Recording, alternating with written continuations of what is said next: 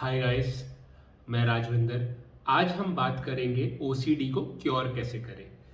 OCD को cure करने के लिए काफ़ी थेरेपीज है, पर दो थेरेपीज है जो सबसे ज़्यादा फेमस है, वो है ईआरपी और एसीटी एक्ट। आज हम बात करेंगे ईआरपी की, which is exposure response prevention. जो ईआरपी जो थेरेपी है, that is a part of CBT. CBT is also like a mother therapy और उसका पार्ट ईआरपी है। CBT is cognitive behavioural therapy. तो कॉग्निटिव मतलब कि थॉट्स और बिहेवियर मतलब बिहेवियर, हमारे एक्शन। तो जो सीबीटी जो थियोरी है वो इस मतलब बेसिकली उनका उसका जो मेन फंडा ये है कि जो हम सोचते हैं उससे हमें फीलिंग्स आती है और हमारे फीलिंग्स की वजह से हम एक्ट करते हैं। ठीक है, तो there is a cycle, thoughts, feelings, actions, और एक्शन से ही हमारे और थॉट्स आते हैं और ये साइकिल चलती रहती है। फॉर एग्जाम्पल, आप अगर आपको कुछ आप किसी का वेट कर रहे हैं और वो कोई आ नहीं रहा है, मतलब आप अपने दोस्त का वेट कर रहे हो, 2 घंटे हो गए, 3 घंटे हो गए और वो घर नहीं आ रहा है, तो आपके दिमाग में ये आएगा कि अरे यार उसका कुछ एक्सीडेंट तो नहीं हो गया, ये थॉट आएगा। तो आपको फीलिंग आएगी एंग्जाइटी की। ठीक है, और अगर आप एंग्शियस हो गए तो आप क्या क्या करोगे, एंग्जाइटी में आप उसको बार बार फोन कर सकते हो, या आप चिंता में इधर उधर घूमते रहोगे, आपको नींद नहीं आएगी। ठीक है, तो और उससे आप और चिंता में रहोगे, आपको और थॉट्स आएंगे ऐसे। तो वो एक पूरा साइकिल हो जाता है। तो सीबीटी जो कहता है कि अगर हम अपने थॉट्स सही रखें, अगर हम थॉट्स ऐसे अपने मन में लाए जिससे एंग्जाइटी जो है, मतलब जिससे एंग्जाइटी ना हो, बेसिकली हम अगर हम रैशनली या लॉजिकली सोचे किसी चीज को, मतलब बहुत ही घुमा फिरा के ना सोचे, बहुत ही लॉजिकली सोचे, ठीक है, तो हम अपनी फीलिंग से बाहर निकल सकते हैं, एंग्जाइटी की, डिप्रेशन की। तो जो सीबीटी है, ये मैंने काफ़ी इजी शब्दों में समझा दिया है, पर इसके काफ़ी टेक्निक्स होते हैं, काफ़ी डिफरेंट, उस पर भी मैं वीडियो बनाऊंगा। तो सीबीटी का ही जो पार्ट है वो है ईआरपी। ठीक है, जो ओसीडी के लिए यूज किया जाता है। जैसे कि मैंने पहले भी अपनी वीडियो में बताया है, यहाँ पे लिंक मैं शेयर कर दूंगा, कि जो ओसीडी को आप सोच सोच के या लॉजिक से नहीं भगा सकते। ठीक है, आपको पता है, फॉर एग्जांपल आपके हाथ, अगर आपको कंटामिनेशन ओसीडी है, आपको लगता है कि आपके हाथ हमेशा गंदे हैं, आप उसको देखोगे और आप सही तरीके से सोचोगे कि यार मेरे हाथ में तो जर्म्स दिख नहीं रहे हैं, मैंने तो अभी अभी हाथ धोया था तो हाथ मेरे साफ ही है, ये आप लॉजिकली सोचोगे। बट ओसीडी क्या है, वो आप में इतनी एंग्जाइटी भर देगी कि आपको फिर वापस हाथ धोने ही पड़ेंगे। राइट, तो जो ओसीडी है, वो जो हमारा जो नॉर्मल जो सीबीटी जो थिंकिंग, जो लॉजिकल थिंकिंग से, जो सीबीटी का पार्ट है लॉजिकल थिंकिंग, उससे ओसीडी नहीं ठीक हो रहा था। तो इसी के लिए ईआरपी एक जो नई टेक्निक आई, ठीक है, ये अभी तो काफी पुरानी हो गई है, बट उस पॉइंट ऑफ टाइम पे जब सीबीटी से ओसीडी नहीं ठीक हो रहा था, तो ईआरपी टेक्निक आई। तो ईआरपी टेक्निक का बेसिकली क्या फंडा है, एक्सपोजर रिस्पॉन्स प्रिवेंशन। मतलब कि एक्सपोजर रिस्पॉन्स प्रिवेंशन का मतलब है कि आपको एक्सपोज किया जाएगा जिस चीज से आपको डर है, और आपका रिस्पॉन्स है वो प्रिवेंट करना है। अगर मैं आपको सरल शब्दों में समझाऊं, अगर आप ओसीडी की साइकिल अगर आपको याद है कि आपको ऑब्सेशन है, कोई आपको थॉट, फीलिंग या सेंसेशन आता है, उस सेंसेशन को भगाने के लिए आप कुछ कंपल्शन करते हो, कुछ एक्ट करते हो, और आपकी एंग्जाइटी चली जाती है। बट एंग्जाइटी आपकी वापस आ जाती है, और फिर आप वापस मतलब आपको वापस ऑब्सेशन होता है, वापस कंपल्शन, और ये पूरा साइकिल चलता है। तो जो ईआरपी कहता है कि आपको वो ऑब्सेशन अगर आया तो आपको कंपल्शन नहीं करना है। अगर आप कंपल्शन नहीं करोगे तो वो साइकिल टूट जाएगा और आपकी जो एंग्जाइटी कम हो जाएगी। ठीक है, और आपको वो थॉट्स, वो फीलिंग्स, वो सेंसेशन ओसीडी वाले आने कम हो जाएंगे। अभी फॉर एग्जाम्पल, अगर आपको लिफ्ट से डर लगता है, ठीक है, तो ईआरपी कहता है कि अगर आपको लिफ्ट से डर लगता है तो आप लिफ्ट में जाइए, आप हिम्मत करके जाइए। ठीक है, और अगर आपको डर भी लग रहा है तो भी जाइए, और धीरे धीरे वो डर कम हो जाएगा और आप लिफ्ट में आराम से जाने लग जाएंगे। ये हर ओसीडी में सेम है। For example contamination OCD, harm OCD, sexual OCD, religious OCD, जिस भी चीज से अगर आपको डर है, अगर आप उसको बार बार आप उसको फेस करेंगे, ठीक है, और आप अपना कंपल्शन नहीं करेंगे, जो चीज आप करते हैं, कंपल्शन करते हैं कि एंजाइटी चले जाए, अगर आप वो नहीं करेंगे तो आपका जो है ओसीडी वो ठीक हो जाएगा। अगर आप ऐसे ही करते रहेंगे, ऐसे ही अपने फियर को फेस करते रहेंगे। जैसे बोला जाता है ना कि नॉर्मल आप कहीं पे भी देखेंगे थॉट्स वगैरह जो होते हैं, मोटिवेशनल थॉट यही बोलते हैं कि फेस योर फियर्स।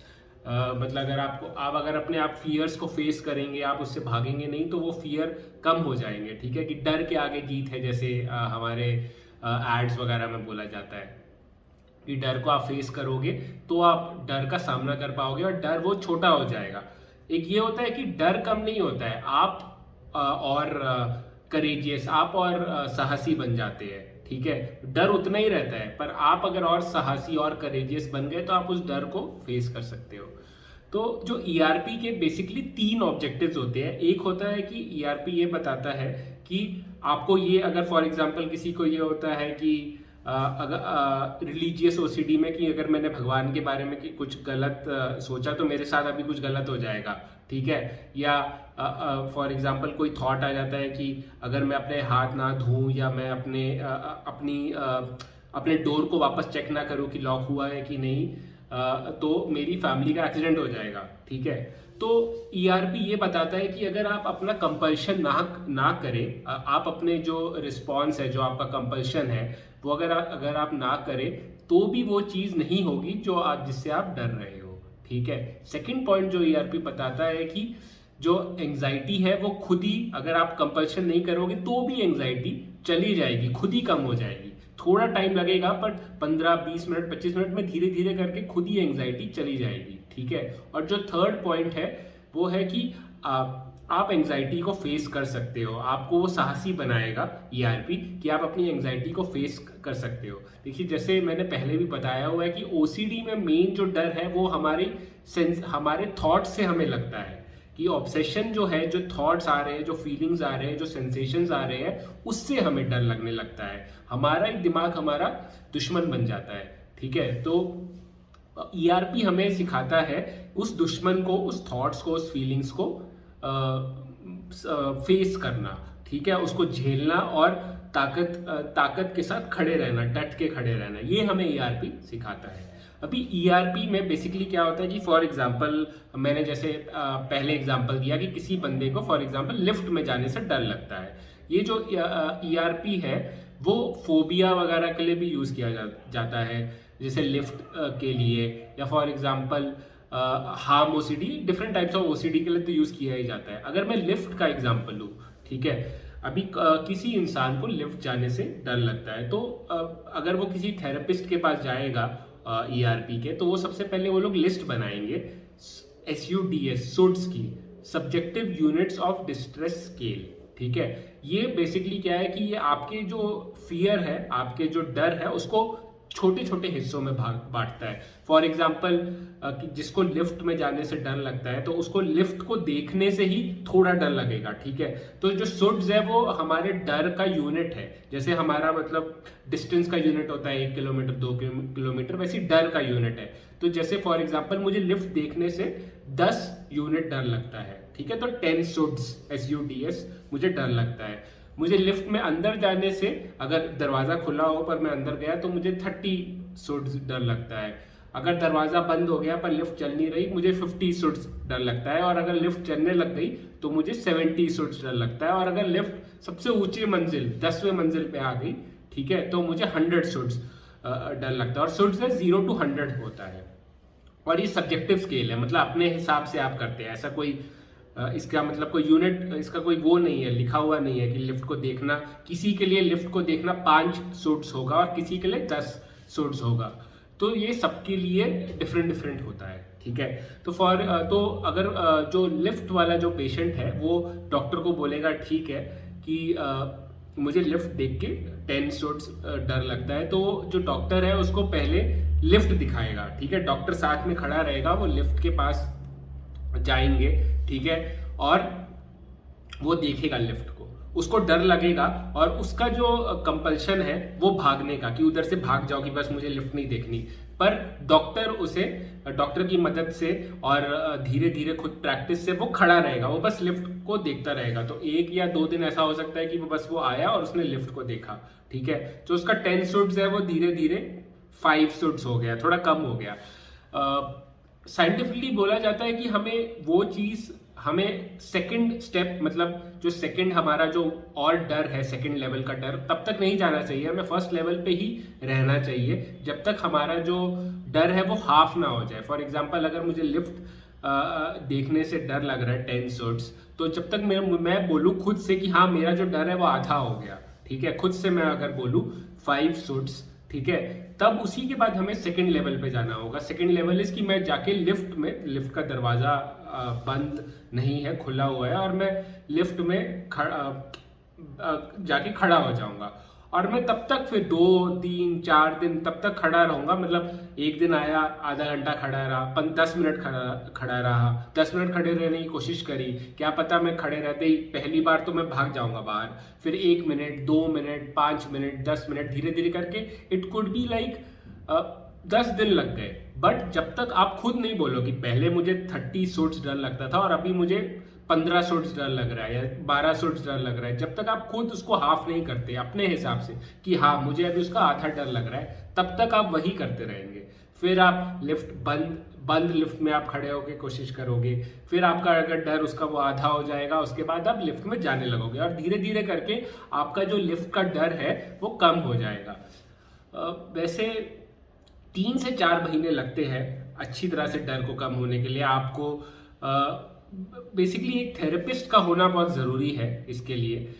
कई लोग खुद से भी कर सकते हैं, बट जैसे कई सारी चीज़ें हैं। फॉर एग्जांपल, जब आपको कहीं पे जाना हो, कहीं पे जाके आप वो चीज़ कर रहे हो, फॉर एग्जांपल इन वीवो कहते हैं उसे। इन वीवो मतलब आप उस सिचुएशन को फिजिकली जा रहे हो। फॉर एग्जांपल, लिफ्ट से अगर आपको डर है तो आप लिफ्ट के पास जा रहे हो और वो प्रैक्टिकल कर रहे हो।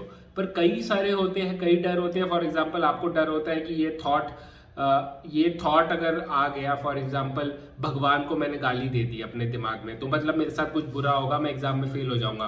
तो भगवान को गाली, आप मतलब भगवान को आप किसी मतलब ढूंढ के आप भगवान को जाके गाली दे रहे हो किसी मंदिर में, या वो तो थोड़ा डेंजरस हो सकता है, क्योंकि अगर किसी को, सबको नहीं पता कि आप ओसीडी के पेशेंट हो। अगर आप ये सब करोगे तो ये हो सकता है कि उस सिचुएशन में कुछ हल्ला हो सकता है, कुछ आपको तकलीफ हो सकती है। फॉर एग्जाम्पल, अगर आपको हार्म ओसीडी है, अगर आपको थॉट आया कि आपको अपने सिस्टर को पत्थर मारना है, तो अगर आप जाके अपनी सिस्टर को पत्थर मारेंगे तो आपकी सिस्टर को हार्म हो सकता है। तो इस सिचुएशन में इन वीवो, मतलब सिचुएशन में जाके सही में वो जो आपको डर लग रहा है वो करने के बजाय आप इमेजिनल एक्सपोजर कर सकते हो, मतलब अपनी इमेजिनेशन में कुछ एक्सपोजर कर रहे हो। फॉर एग्जांपल, जिसका हाथ गंदा, जो हार्म कंटामिनेशन ओसीडी है कि मेरे हाथ में जर्म्स है, तो अगर वो अपने देखेगा हाथ की, हाँ उसको थॉट आया कि मेरे हाथ में जर्म्स है, ठीक है, तो वो ये कर सकता है कि वो अपने हाथ को बस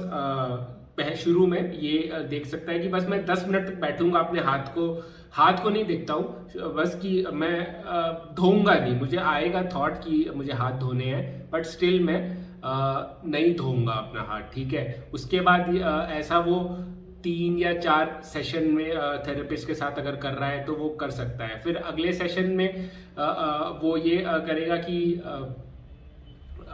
ओके, ये अभी मैं क्या करूँगा कि अभी मैं जो अपना हाथ है, ठीक है, उन दोनों हाथों को मिला के ऐसा बैठा रहूंगा, दोनों के जर्म्स ऐसे मिला दूंगा, तो भी मैं धोऊंगा नहीं। फिर अगला स्टेप हो सकता है कि जब उसका थोड़ा डर उस सब चीज से कम हो जाए, अगला स्टेप हो सकता है कि मैं अपने जो हाथ है जर्म्स वाले वो मुंह पे लगाऊंगा।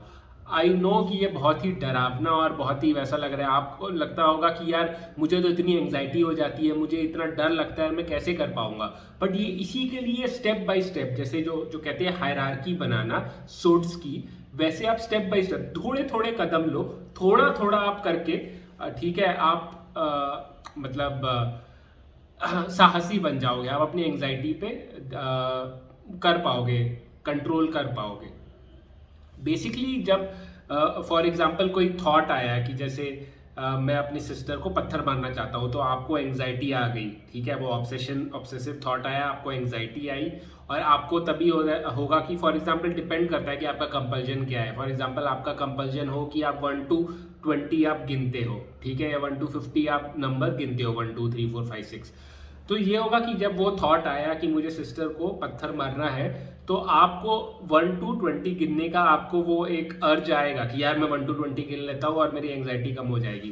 बट ईआरपी में ये है कि वो आया, वो थॉट आपको आया और आपने कुछ नहीं किया, आपने 1 to 20 नहीं किया। 1 to 20 करने की अर्ज है पर आप बैठे रहे, और आपने अपने जो सेंसेशंस है जो आपको आएंगे, जो एंग्जाइटी आएगी, उस पर आपको बस ना ध्यान केंद्रित करना है कि हाँ मेरा पेट में ऐसे ऐसे नॉट बन रहा है, ठीक है, मुझे यहाँ पे मेरे हाथ वगैरह में सारे सेंसेशंस आ रहे हैं एंग्जाइटी के, मुझे पसीने आ रहे हैं, पर तो भी मैं 1 to 20 नहीं गिनूंगा, चाहे कुछ भी हो जाए, ठीक है।